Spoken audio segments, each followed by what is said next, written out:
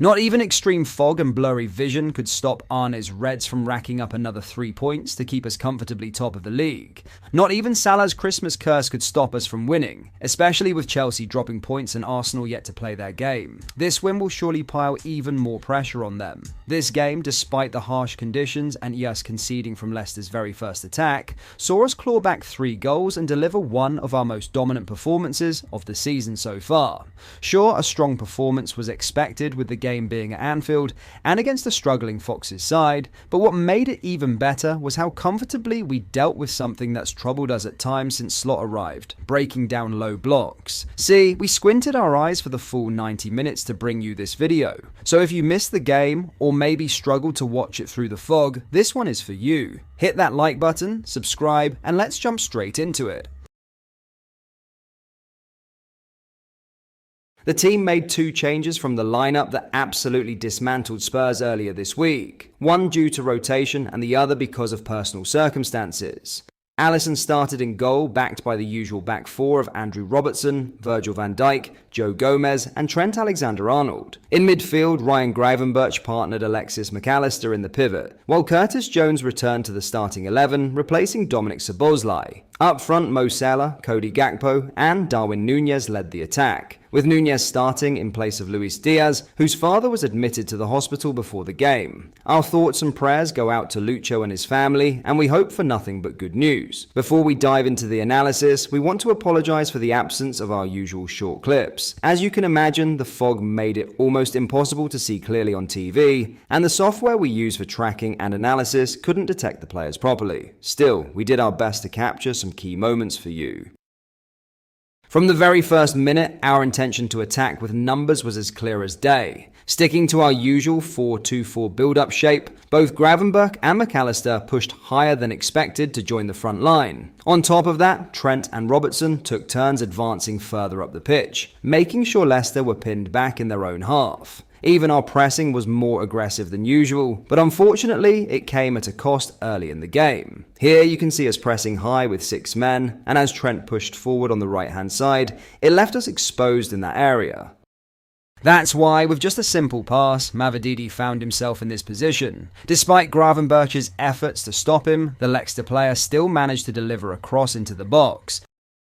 Now, you know us here at Panenka, we really don't like pointing fingers at our own players, but once again, we have to say that Andrew Robertson could have done a lot better in dealing with Jordan Ayew. He got too focused on the ball, trying to intercept it instead of covering Ayew properly. As a result, Ayew easily pushed him aside and took full advantage, putting Leicester ahead. Thankfully, this team's strong mentality was on display yet again. That early goal didn't shake our confidence. Sure, Leicester managed to cause us a few issues here and there, especially by targeting the same right-hand side, but we quickly started to take more control of the game. Now, was our first half perfect even with all that control? Not quite. We had our chances, like Robertson's header that hit the post, but a lot of our play became too focused on whipping crosses into the box. For much of the first half, our approach was predictable: pass the ball around the back, hit a diagonal to Gakpo, who would lay it off to Robertson, and then send in a cross. Believe it or not, we put in 33 crosses during the first 45 minutes, with only 6 of them finding a target. That's an 18% success rate. Not exactly ideal. Since Leicester City dropped into a low block after scoring, spamming crosses might have seemed like the logical approach. After all, the opposition had clogged up the middle and packed their box with defenders, making it tough for us to find space or exploit one of our most lethal weapons: transitions. That said, what if we told you we managed to create a transitional moment from a goal kick, and that it led to us scoring the equalizer? Here you can see that it took just 4 passes to get the ball to Cody Gakpo, who delivered a brilliant strike to score our first goal. Alisson, Robertson, Gravenberch and McAllister all deserve plenty of praise for recognising the perfect moment to speed things up. Together they turn what started as a simple goal kick into what was essentially a counter-attack against a team that was supposed to be sitting in a low block. Their combination of technical and physical abilities made this move possible, and it was executed to perfection. This sequence should just be applauded. Not only did we create a transition from a goal kick, but with players bombing forward, we managed to create an overload on the left side while isolating Salah on the right. However, Gakpo took matters into his own hands, delivering a brilliant shot to find the back of the net. The Dutchman has been sensational since Arne Slot arrived. No more awkward striker shifts into the middle, instead we're now utilising his strengths properly. By playing to his best attributes, holding the width, cutting inside, and sneaking into the box to meet crosses, we're seeing the real Cody. 4 goals and 2 assists in 9 league games say everything you need to know about his form this season. It also seems that Arne wasn't too happy with how much we spammed crosses in the first half. In the second, we only attempted 15 crosses, less than half of what we did in the first 45 minutes. Instead, we shifted to playing quick combinations in wide areas, aiming to create gaps for our players to squeeze through.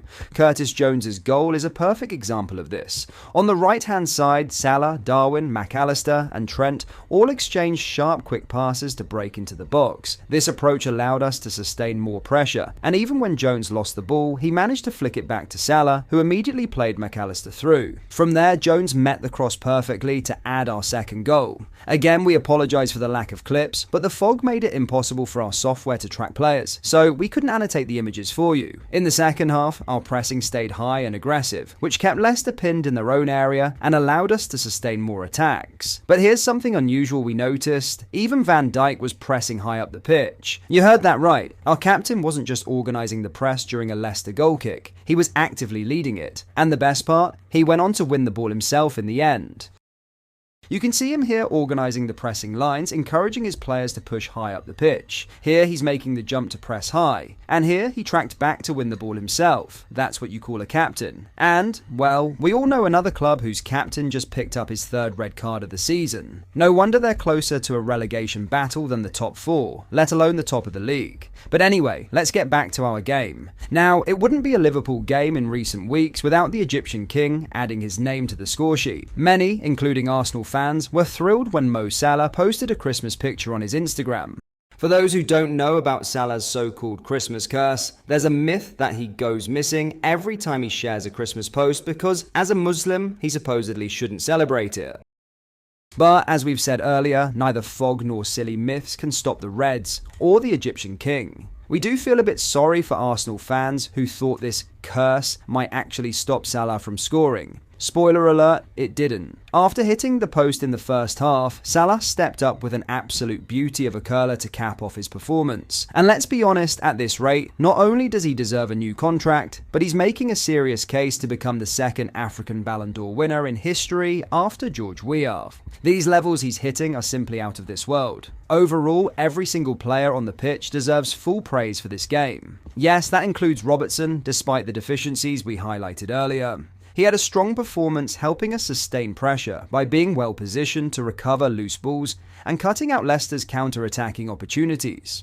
Gravenberch and McAllister were also excellent, with Maka standing out yet again for his ability to break down low blocks. The first goal wouldn't have happened without his technique, and the second was a direct result of his perfectly timed run into the box to support Salah. Both midfielders showed exactly why they are so important to this team. As Curtis Jones rightly said after the game, it's a long season ahead, and we need to take it one game at a time. Up next, we face a struggling West Ham side. But as always, there are no easy games in the Premier League. So we need to approach this one like it's a cup final, get the 3 points, and move on to the next challenge. Now, we know it might have been tough to take anything concrete from watching this game on TV with all that fog, but we want to hear from you. Who do you think was our man of the match? Were you satisfied with the way we laid siege around Leicester's area? And do you think quick wide combinations are the key for us to unlock low blocks moving forward? Let us know your thoughts in the comments below. If you enjoyed the video, don't forget to hit those like and subscribe buttons for more content. Thanks for watching, and we'll see you in the next one.